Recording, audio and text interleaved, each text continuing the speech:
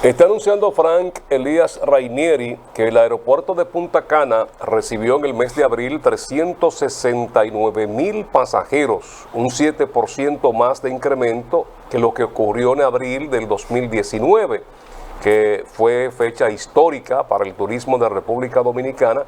Y en esta ocasión, pues la proyección va más allá de aquella oportunidad. Y esto es entendible. Año y medio la gente encerrada lo que busca es salir.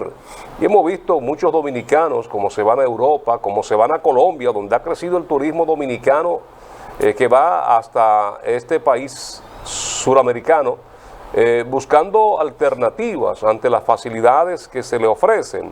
Y esto ocurre, yo encuentro de que es poco la diferencia en cuanto al aumento de llegada de pasajeros por esta terminal aérea, porque realmente la gente estaba ávida después de encierros tan prolongados de salir, de buscar como válvula de escape estos destinos turísticos. Y la gente estuvo recibiendo en otros países, por ejemplo Estados Unidos, donde hubo incentivo o por lo menos hubo programas de ayuda a tantas personas que estos lo tomaron o para invertir en propiedades, en bienes o para invertir en salud o en esparcimiento, como ha estado ocurriendo. Pero sí, el turismo que llega a República Dominicana, el turismo que llega por los cruceros, estos cruceros que ya en Puerto Plata tenemos 2 puntos y se habla de un tercero que podría estar abriéndose a ese gran mercado, porque la gente le gusta y ha estado tomando conciencia de este turismo que incrementa en República Dominicana y sobre todo en la zona norte del país. ¿Y usted sabe por qué Punta Cana tiene ese gran repunte y ese aumento? Porque se ha vendido de una forma tal a Punta Cana que la gente entiende en el extranjero que Punta Cana es República Dominicana y vienen aquí turistas cubanos. O sea, es otra República Dominicana. Sí, muy diferente. Es otra, sí. Muy diferente. Es como un paraíso en el infierno. Punta Cana. Entonces, esto ha conllevado esa promoción internacional, tanto por la presencia de artistas, de dignatarios, de presidentes, ahí en esa zona, pues ha conllevado a que lo que se conozca sea Punta Cana. No, y hay otra parte que hay que considerar, tomar en cuenta, es que Punta Cana tiene vuelos hacia países que no tienen otros. Desde ahí hay gente que tiene que viajar desde Santiago a Punta Cana para ir o de lo contrario enlazar, hacer escala en otro país. Pero si usted tiene la facilidad de, en su propio país, de tomar un avión con destino a esos países donde tienen vuelos comerciales o los charter hacia República Dominicana, pues el incremento se hace mucho más factible. Es una diferencia con relación a otros aeropuertos que no tienen esas mismas facilidades o esos vuelos que hacen la diferencia. Bueno, nos vamos a publicidad, ya Saúl está con nosotros por aquí, nos vamos al café de Diario 55, regresamos en breve.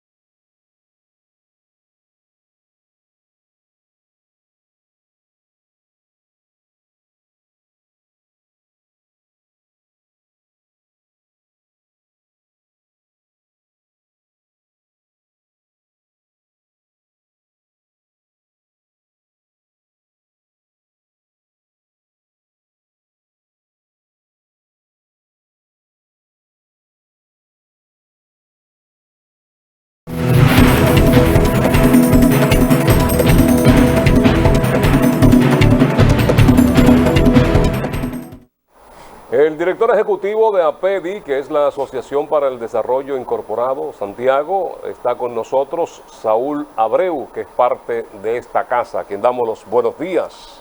Buenos días, sí, un placer siempre estar para El placer es nuestro, Saúl. Claro. Hay renovación en APEDI, recientemente pues nueva, o la misma directiva prácticamente, ¿verdad? Con algunos elementos diferentes, podríamos decir, en cuanto a sustitución, pero se mantiene la cabeza igual. Sí, básicamente la parte directiva de la Junta, pues se le otorgó un nuevo periodo de 2 años.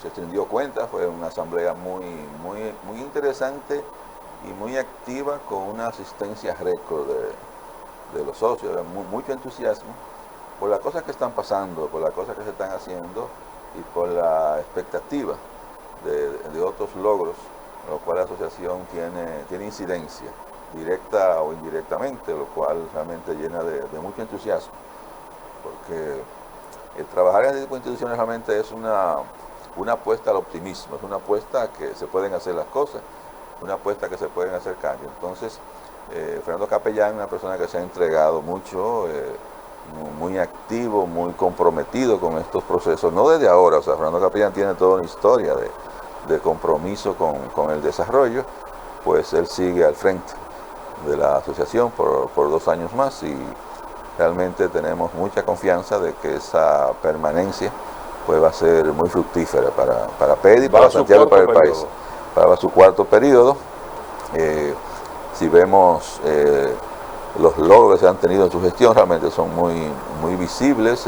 Lograron cosas que se culminaron, ¿verdad?, más otras cosas nuevas, pero también hay un aspecto que sobrepasa la misma institución individual, que es APEDI, es también el liderazgo que él tiene con las demás instituciones que conformamos con Proyecto Santiago. Entonces, en estos momentos es realmente muy importante que se mantenga ese trabajo conjunto, y Fernando Capellán es clave en ese liderazgo y en esa capacidad de unificar esfuerzos y de hacer alianzas con otras instituciones y también con el sector público, para lograr muchas cosas que en gran medida dependen también de la inversión pública o de la participación pública, por lo que coyunturalmente todo favorecía que Fernando Capellán continuara, y del equipo que lo ha acompañado. Sigue el caso de Juan Mera en la vicepresidencia, Lina en la tesorería, Benito en la secretaría, y todo un grupo. La Junta Directiva de APEDI está compuesta por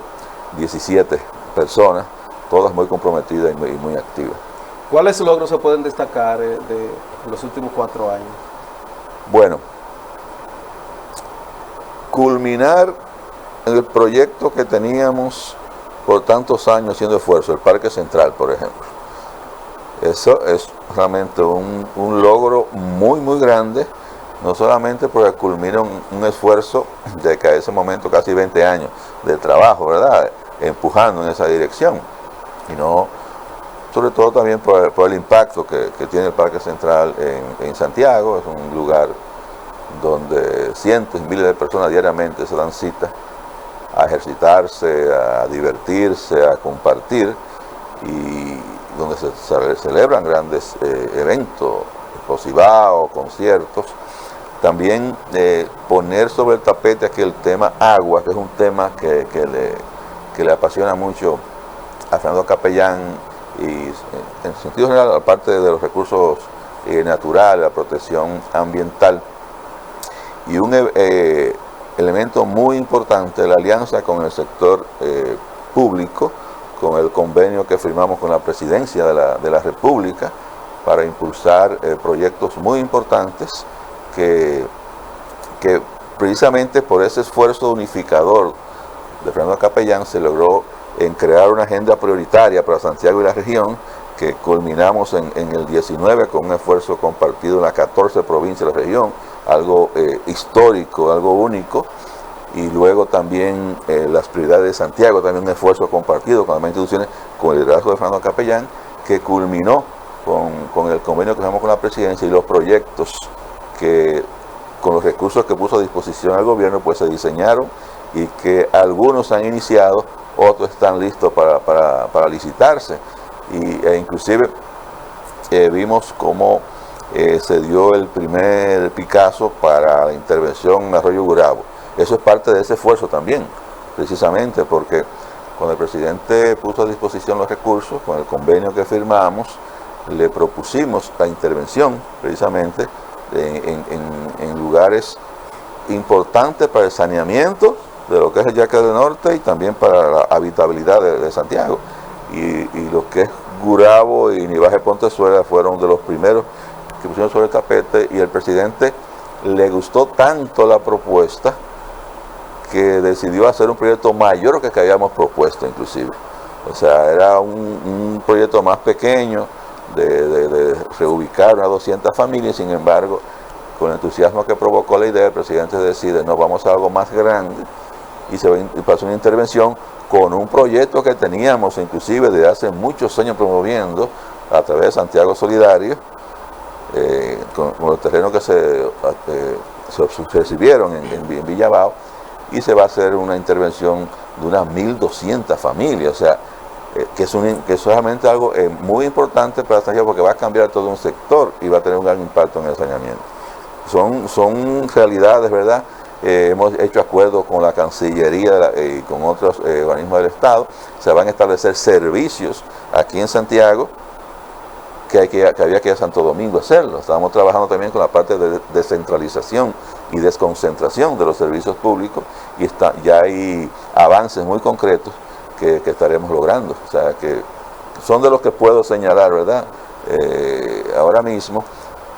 Pero sobre todo es esa unificación, eso cuando las principales instituciones trabajan en conjunto, bajo un liderazgo, y todos movemos en la misma dirección. En ese mismo tenor, siempre la queja permanente de ustedes, los empresarios y APEDI sobre todo, es que los gobiernos no devolvían el importe que hacía Santiago al Producto Interno Bruto. Siempre se venían quejando de eso. En esta situación, en este gobierno, ¿están ustedes conformes con lo que se está devolviendo o creen que falta algo? Digamos que hemos logrado avances, pero todavía requerimos más todavía, ¿verdad? Santiago requiere más, porque hay muchas tareas pendientes en Santiago, como una ciudad y provincia en crecimiento acelerado. O sea, si vemos las estadísticas de cómo ha crecido Santiago ha crecido a nivel poblacional a una tasa que casi cuatriplica el promedio nacional. O sea, Santiago es una ciudad pujante que va creciendo muy rápidamente, y eso implica necesidades de inversión pública y de otras facilidades para sostener ese desarrollo, y que ese desarrollo no se revierta contra el mismo Santiago, porque a veces es víctima del mismo desarrollo, esa atracción de personas de todos los pueblos del país, porque en estudios que hacemos a nivel socioeconómico en diferentes puntos nos encontramos con personas que vienen prácticamente de todas las provincias del país a vivir a Santiago, y eso implica realmente una demanda de servicios cada vez mayor. Por ejemplo, tenemos el caso del tránsito, y vemos como cada vez se complica más. Precisamente me retrasé más a llegar acá porque realmente fueron 10 minutos, 15 minutos más de lo que estimé, con cierto espacio de llegar un poquito, un minuto más, minutos menos. Sin embargo, el tráfico estaba tan congestionado. Entonces, las inversiones que se van a hacer en transporte masivo, muy importante para Santiago, pero eso es una parte, ¿verdad? Hay otros elementos que hay que abordar. Hay temas que son en el ámbito de otros servicios públicos. En el caso de salud, por ejemplo, que tenemos, Santiago se ha convertido en un centro, una ciudad sanitaria a nivel general, con las grandes inversiones. Tenemos clínicas cada vez en crecimiento, ¿verdad? Y que atraen personas no solamente de otras regiones, hasta fuera del país. Entonces, pero aún así tenemos una alta mortalidad materno-infantil en Santiago, que no se justifica por diferentes razones. Tenemos aspectos que son de la parte educativa, con profesiones más relacionadas con la demanda que tiene Santiago como ciudad industrial. La parte del tránsito, además de esa movilidad urbana que se va a favorecer tanto con el monorriel como con el teleférico, hay que acompañarla con con otras intervenciones en las vías, en la interconectividad. Que no solamente son esta mega obra. No, Saúl. No, claro, que Santiago ha crecido de una forma, digamos, no planificada. O sea, Santiago ha crecido sobre todo por el empuje del sector privado en la construcción de, primero urbanización y luego residenciales, pero la construcción de residenciales nos ha dejado con muchos espacios urbanos sin una intercomunicación adecuada. Y entonces eso hay que resolverlo para facilitar la movilidad de las personas, tanto a nivel de trabajo como de todas las actividades. Hay también inversiones que hay que hacer con la conectividad de Santiago con otras provincias de la región, porque la región norte, a pesar de su empuje, de las peores comunicadas entre sí, entre las provincias. Si vemos hacia el este o hacia el sur, están mejor comunicados que Santiago con las demás provincias. Eso es algo que hay que abordar, ¿verdad?, para facilitar lo que es la movilidad y el mismo desarrollo de Santiago.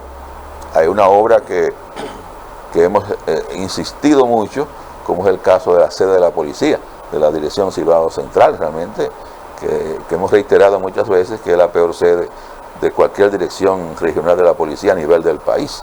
Entonces, eso hay que resolverlo, hay que hacer una facilidad adecuada, no solamente para dignificar el trabajo de la policía, pero sobre todo para que el servicio ciudadano pueda mejorar. Y eso son cosas que hay que hacer. El tema de la gestión de residuos sólidos, aunque Santiago lo tiene controlado, pero no a nivel de provincia. Tenemos muchos problemas todavía con otros municipios, en el caso de Tamboril, por ejemplo, que afecta mucho a Santiago. Son temas que hay que resolverlo, ¿verdad? El tema de la seguridad hídrica de Santiago de la región, eso hay que resolverlo. Una mayor intervención en lo que es la restauración, el rescate de la cuenca del río Yacaré del Norte y en su saneamiento, eso también es muy importante, que tenemos que trabajarlo, con un esfuerzo que estamos avanzando, pero hay que hacer mucho más. Entonces, Fernando Capellán insiste en dos elementos de esa inversión pública en Santiago. Una, que tenemos que ser solidarios con los demás pueblos del país. No queremos que se le vuelva todo lo que aporta Santiago. Queremos ser solidarios, pero no tanto. O sea, que por lo menos haya una cierta equidad, por una razón que él insiste también. La inversión en Santiago, la inversión pública y privada en Santiago, en la región, retorna. O sea, cualquier inversión pública que se haga en Santiago incrementa la capacidad de Santiago de seguir contribuyendo, de aumentar su contribución. Por consiguiente, es una inversión atractiva para todos los sectores. O sea, el gobierno puede recaudar más en Santiago si invierte más en Santiago. Entonces, eso se revierte en mayor desarrollo. Saúl, el sector productivo de esta parte del país, que fue uno de los principales promotores con relación al puerto de Manzanillo, ya se anuncia de que habrá una licitación. ¿Qué papel jugarán ustedes en todo esto? Bueno, en este caso más de observadores. Y sobre todo hay que reconocer que ese es un tema que lo cual hemos dedicado mucho tiempo y esfuerzo. Lo que es el puerto de Manzanillo es quizás el tema que más ha unido a esta región en la demanda de su mejora, de su ampliación, de su construcción, y consideramos que el hecho de que el gobierno se involucrara en este proceso, y ya estamos a un paso de que se haga esa inversión, es un logro también, que tenemos que también sentirnos satisfechos de por lo menos haber motorizado ese proceso. No es la solución ideal que hubiésemos querido. La solución ideal era lo que se había planteado cuando logramos tener el puerto en nuestras manos, ¿verdad?, con la Corporación Portuaria del Atlántico, que por unos 18 meses fue manejado, y en poco tiempo se lograron avances extraordinarios. Por ejemplo, la certificación del puerto por Estados Unidos, cosa que el puerto nunca había logrado en todo su tiempo que tenía funcionando, y se logró en poco tiempo. Y había un plan de inversión, no solamente en el puerto mismo, sino en la zona industrial que se planteó alrededor, que si no se hubiésemos perdido estos 10 años, porque fue en el 2012 que fue algo que realmente sabemos las razones, pero no entendemos la decisión del gobierno. Recuérdense que uno de los primeros decretos que emitió el presidente Danilo Medina fue cancelar la concesión que tenía la Corporación Atlántica por ejemplo, por el Atlántico para manejar el puerto. O sea, se quitó el puerto cuando teníamos en un proceso avanzando y en condiciones de acelerar mucho más el proceso. Y se perdieron 10 años. Imagínense ese puerto siendo desarrollado, zona industrial siendo desarrollada por 10 años de trabajo, con la experiencia que tiene el grupo de hacer alianza público-privada y de poner en funcionamiento inversiones que son ejemplos. Tenemos el caso del aeropuerto Cibao, tenemos el caso de la misma corporación Zona Franca. O sea, ¿cómo uno explica que Santiago tenga la zona franca más exitosa y más grande del país, siendo una ciudad mediterránea, que tiene que pagar el costo del transporte de la materia prima, traerla a Santiago y luego llevarla a los puertos? ¿Por qué no se ha desarrollado más donde están cerca de los puertos? ¿Por qué Santiago logra eso? Por esa capacidad de trabajar juntos y de apostar al desarrollo, ¿verdad? Y lograr una estabilidad que muchos inversionistas que vienen de otros países a veces no lo creen. Por ejemplo, que tú digas, bueno, viene un inversionista de México y allá tiene una rotación del personal 60, 70, 80% anual, y vienen aquí y se enteran que la rotación es de un 2%. Entonces dicen, no, eso no es posible. Pero es posible porque se ha logrado una estabilidad, un aporte, una generación de riqueza y una reinversión de esa generación de riqueza en el mismo desarrollo de la zona y de la ciudad. Y eso, ¿quién lo logra? Bueno, ese grupo precisamente que impulsa estas inversiones. ¿Por qué? Porque es un grupo, no solamente tiene la capacidad de hacerlo, y también de aportar los recursos, y lo hacen toda vez que sea necesario, sino también que tienen orgullo por la ciudad, que defienden la ciudad, que se quedan aquí y quieren apostar porque Santiago sea una ciudad habitable y competitiva. Entonces, eso es una materia prima que pocas ciudades la tienen en el país entero.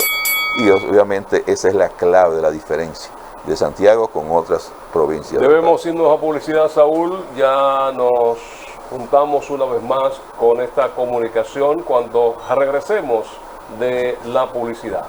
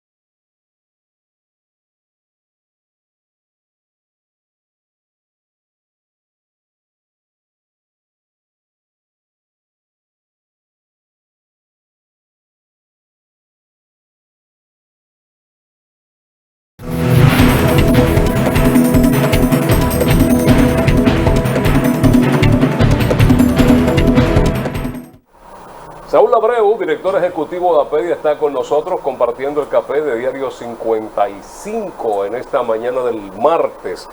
Saúl, este tema del puerto de Manzanillo, importante para toda la producción cibaeña, porque estamos hablando de que es un proyecto que abarca las 14 provincias del Cibao. y nos haría más competitivo en el plano internacional. Aquí el producir, los costos de producción son bastante altos, no solamente la electricidad, también está el tema del transporte. O sea, teniendo el puerto aquí, pues las cosas se facilitarían mucho más. Así es, así es. Además de que puedes reducir los costos de transporte y costos de logística en general, también tú creas un polo de desarrollo. Y de tiempo, Exacto. en cuanto a mercados norteamericanos y otros que están ahí. Claro, porque es que solamente por la cercanía, por la posición geográfica, tú reduces un día y medio el movimiento de un barco a un puerto de Estados Unidos. Y un día de tráfico en un barco, eso es mucho dinero, ¿verdad? Claro, claro. Además del transporte interno, de tú trasladar un producto que hubo que hacerlo y todavía se hace, tú trasladar banano hasta el mismo Montecristi a Jaina a exportar, cuando tú puedes tener un puerto en mejores condiciones ahí mismo. Productos muchos que son perecederos. Exactamente, pero también es que tú creas un polo de desarrollo, o sea, en una zona que realmente necesitamos hacer inversiones, que es la zona fronteriza, provincias que se han quedado rezagadas en lo que es el desarrollo general, tú creas un polo de desarrollo muy importante. Y eso también contribuye a un desarrollo equilibrado del territorio de la República Dominicana.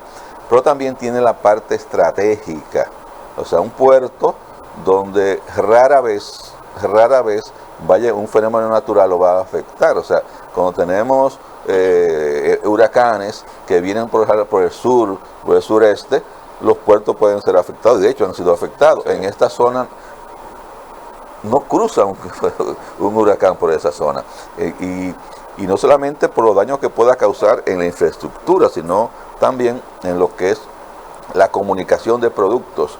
Hay ocasiones que nos hemos quedado, ¿verdad?, divididos con Santo Domingo. En el sur un puente se cae precisamente por una tormenta, inundaciones fuertes, y se obstruye el tráfico porque se cae un puente o por las mismas aguas, y hemos quedado con riesgo de quedar desabastecidos. Inclusive, si tenemos un puerto en esta parte, eso no ocurriría. Pero también tú vas a desarrollar, y de hecho está en los planes, otro tipo de facilidades. Por ejemplo, la generación eléctrica. Tú vas a tener una zona donde puedes descargar gas natural u otro combustible para una generación ahí mismo, para la región norte, porque nosotros no tenemos generación eléctrica en el norte, es muy mínima, es muy poca la generación que tenemos. Una planta en La Vega que se enciende a veces porque el costo es alto, y tenemos una generación hidroeléctrica y también eólica, pero aquí tenemos que traer la energía desde el sur y desde Santo Domingo, y si sucede algo, ¿verdad?, nos quedamos también sin energía. Entonces, estratégicamente tenemos que tener abastecimiento de combustible, abastecimiento de alimentos, de materias primas, generación eléctrica, pero no solamente para Santiago, la región norte, para todo el país. O sea, estratégicamente el país no puede estar cargado a una zona, sobre todo las zonas de riesgo, con aspectos tan importantes, un aspecto logístico de abastecimiento. Tenemos que descentralizar eso, tenemos que distribuir en el territorio esa facilidad, y por eso es que el puerto es todavía más importante. Aún todavía no tengamos la masa crítica de carga, la carga crítica para sustentarlo económicamente, estratégicamente una inversión que tenemos que hacer. Y todo no puede estar concentrado de aquel lado, Saúl. Claro que no. Ese será otro pleito. Esa es nuestra queja. Y precisamente eso fue lo que impidió por tanto tiempo el desarrollo del puerto, hay que estar claro. Fueron esos intereses los que obstaculizaron ese desarrollo del puerto. Y eso hay que romperlo. O sea, el país tiene que estar por encima de los intereses particulares o de cierto grupo. El país es de todo y tenemos que apostar al desarrollo equilibrado de nuestro país. Saúl, en el pasado, estoy hablando de 10 años atrás, se mantenía una lucha por la carretera Cibao Sur, que sería también una interconexión muy importante. ¿Qué ha pasado? Que ese tema como que ya nadie lo toca, que ustedes tampoco dicen nada con relación a eso. Pasa que es un tema, digamos, controversial. Tanto apoyo como rechazo. Sobre todo hay preocupaciones en el ámbito ambiental por cruzar, ¿verdad?, zonas críticas, parques nacionales, y eso realmente es un tema no porque no pueda manejarse adecuadamente, porque los arreglos institucionales, la ciencia nos permite abordar esos problemas. Nosotros apoyamos en su momento la construcción, inclusive fuimos hasta el Palacio Nacional para hacer el apoyo al presidente entonces por esa obra cuando fue anunciada, reconociendo que hay que tomar en cuenta el impacto negativo ambiental que podía tener. Pero el país tenía más comunicación interregional antes de la intervención de Estados Unidos, aún con las limitaciones de los medios de transporte de ese entonces. Pero fue una estrategia en la ocupación y luego seguida por Trujillo, de centralizar todo por Santo Domingo. Entonces, si usted quería ir al este, tenía por Santo Domingo. Tiene que ir al sur por Santo Domingo, porque es la forma de controlar el país. Sí. Y eso se mantuvo por mucho tiempo. Y el país no puede desarrollarse de esa forma, ¿verdad? Tiene que haber una comunicación más directa entre la provincia y las regiones, no solamente por intercambio comercial que se da, sino por intercambio social y cultural. La unidad de la nación requiere una mayor comunicación entre sus diferentes regiones, y por eso la importancia de esa comunicación. O sea, ¿cómo yo voy a tener que durar tantas horas y toda esa vuelta como yo puedo acceder a San Juan, ¿verdad? Y toda la zona por esto, por una vía mucho más rápida? Además, que una vía solo deja proveer el desarrollo por donde cruza, ¿verdad? O sea, la comunicación siempre es desarrollo.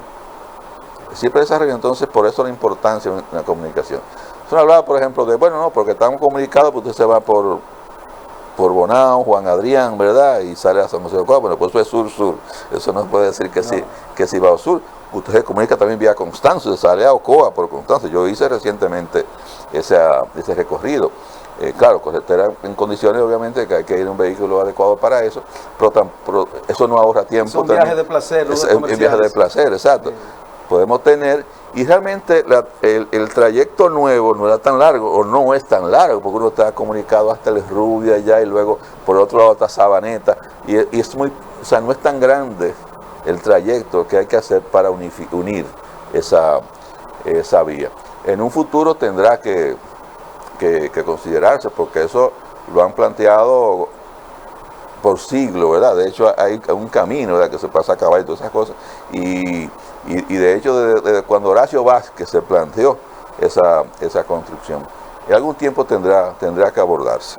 Claro, eso requiere un compromiso estatal y ciudadano, ¿verdad?, de conservación, de preservación de esos recursos, porque realmente atravesar parques nacionales despierta, claro, inquietudes. Pero en otros países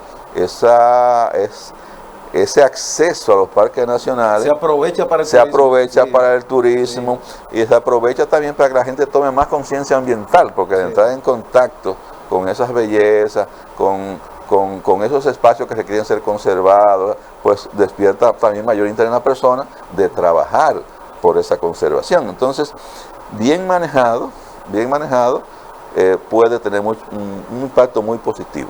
La inquietud de muchos, con sus razones, es que no hemos sido tan responsables muchas veces en hacer cumplir las leyes, en ese comportamiento, y eso tiene que obviamente ser un compromiso muy firme. Se nos acabó el tiempo, Saúl. Nos quedó pendiente el tema Río Yaque del Norte, entre otros, que son de gran interés para toda esta población. A ustedes las gracias por acompañarnos. Mañana, Dios delante, estaremos a partir de las 7 de la mañana en otra entrega más de Diario 55 y el Café de Diario 55. En esta mañana hemos conversado con Saúl Abreu, es el director ejecutivo de APERI. Gracias por la sintonía, la invitación para que se mantengan con la programación de Super TV 55.